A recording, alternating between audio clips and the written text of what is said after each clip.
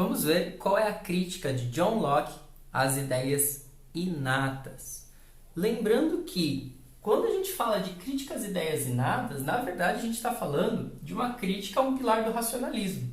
Então, para o John Locke, criticar as ideias inatas é sinônimo de construir uma crítica ao racionalismo, beleza?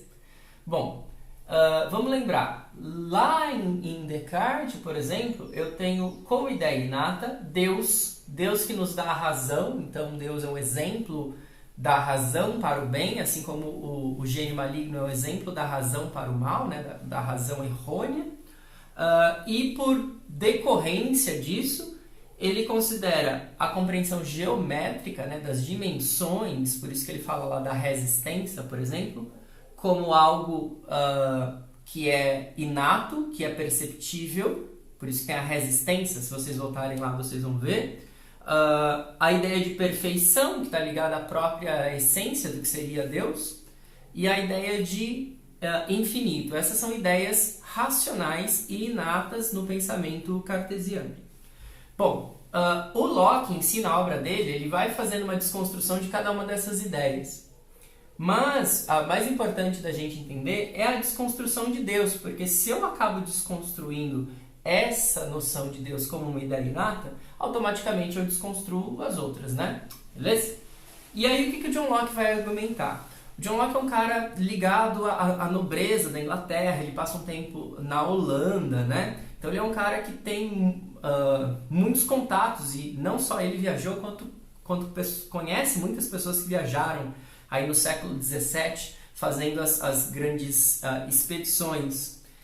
E ele vai recolher esses relatos de viagem e perceber que há diversas sociedades, há diversos povos que não têm a ideia de Deus, certo?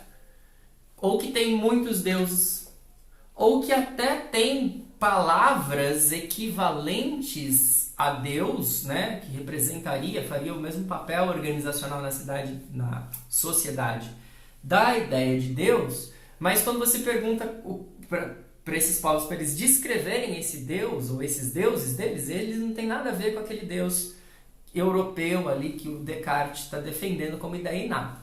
Então ele vai falar assim, poxa, se houvesse ideias inatas, era de ser esperado que todas as pessoas, certo? Porque todas as pessoas são criaturas de Deus, todas as pessoas tivessem a mesma concepção sobre o seu Criador.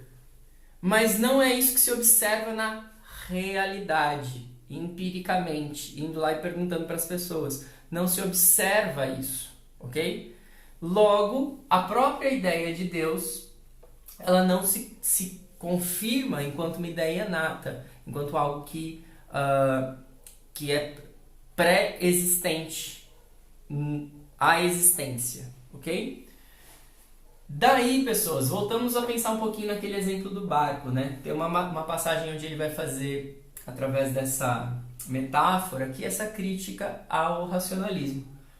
Os racionalistas, para ele, navegam em águas profundas.